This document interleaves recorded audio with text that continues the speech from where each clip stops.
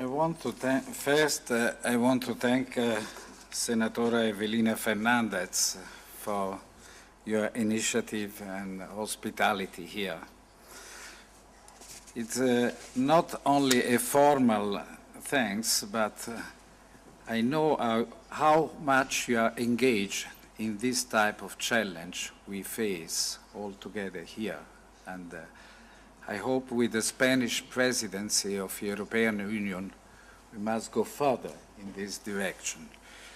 Because as I see even from the discussion of this morning, we have slowly arrived to the key point when we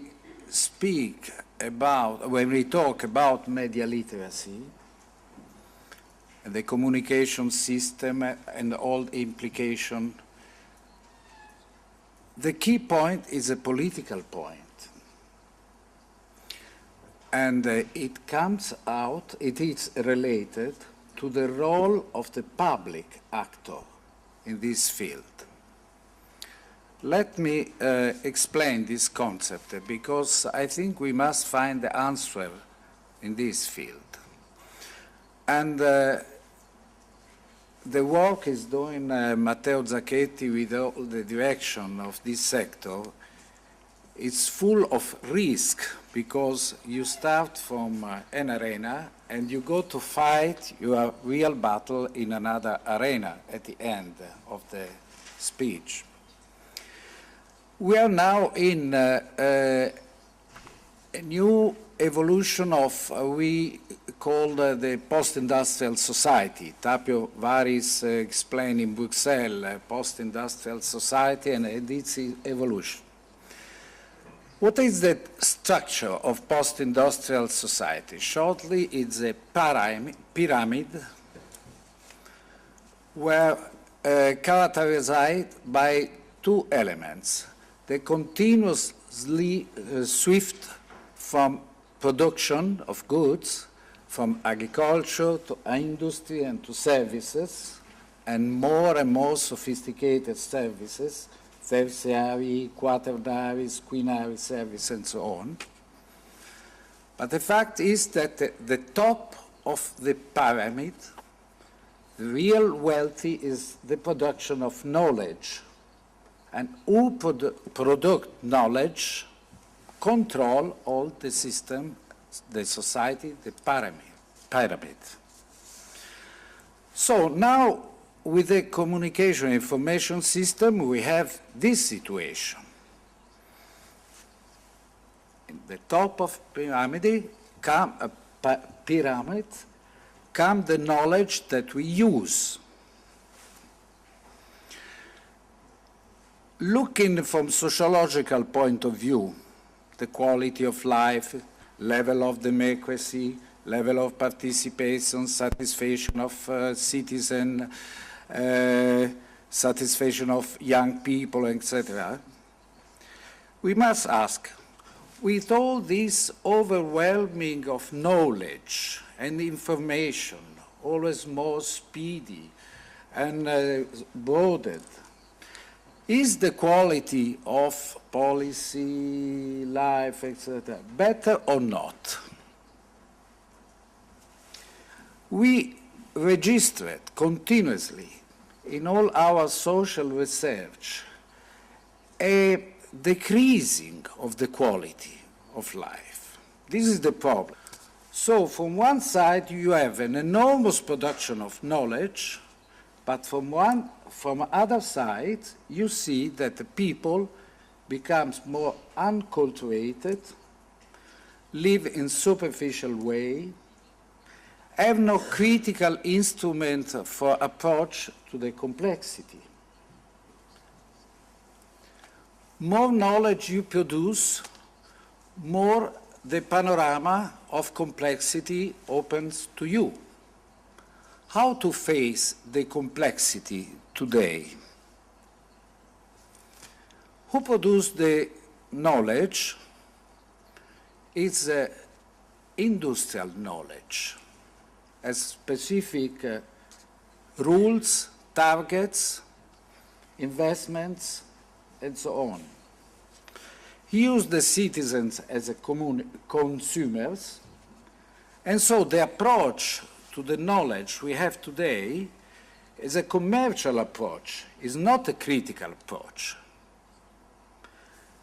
Using the industry of knowledge, the distribution of knowledge, produce consumers, but does not produce with citizens with a great conscience and enough instruments to understand the complexities they face. And the power of these industries, it's in its nature, as the power is conservative power. It wants control the society, doesn't want to change. It follows the change, but doesn't want to miss the control of changes. So what we notice in our researches last year, and we have wrote in the book of Chelot and Tornero in the preface, we are entering in a pluralistic society with internet, Facebook, Twitter, everything. So there are opposite information system, more free information system, but in fact, this social network, the role of the social network. But in fact, if we go to see deeply, even the social network are controlled by the industry of production of knowledge. So after 1-2 years of researches, our vision is more pessimistic in this sense that we have more freedom, what you described as an Ofcom, freedom to access, to go everywhere, but the opposite side is that you have less democracy in our systems. So this is the point. More freedom, less democracy. How to find the solution to this? And in fact, when you see the political results of European election and so, but as the election inside our countries, we are arrived to a sort of a disaster. We have in the sitting in the European Parliament members that receive less votes than an Italian administrator of the city of Rome or Milan. So what they represent? Nothing. This is a very critical point. So my suggestion is this. The solution to this problem, more freedom and less democracy, requires the role of the public actor. Europe is born with a public broadcast, public radio, that have the aim to educate the people, to literacy, to alphabetization of people, to bring the people to the culture.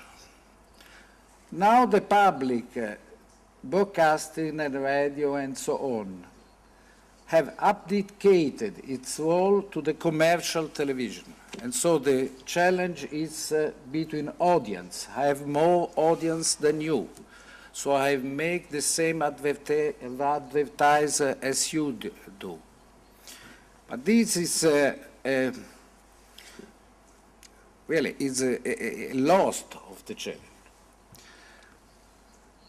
How is possible to recover the role of the public actor? We had an examples in the last years, astonishing examples. With the financial crisis, that is a structural crisis, suddenly all the more free markets people, liberalism, fundamentalism, change suddenly their mind and start to require for the intervention of the state in the economy, in Germany, as in UK, as in Italy, everywhere, in the States, and so on. So we have now a sort of new economy in which even the more liberalistic systems, systems accepted the role of the state. This is the cultural and general framework very favorable to do the same in media literacy and education of the people, and to start with a critical attitude for the people. So let's take this opportunity, because if we said this 1 or 2 years ago, it was like a blasphemy. But today, the political framework is favorable to start with increasing of the political role of the public subject.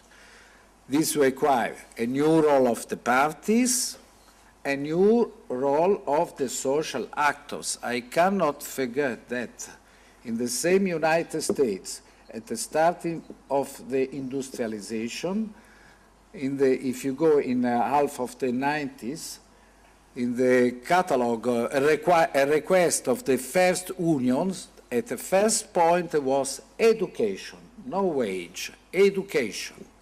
So there was another conscience, and maybe we must work in this direction.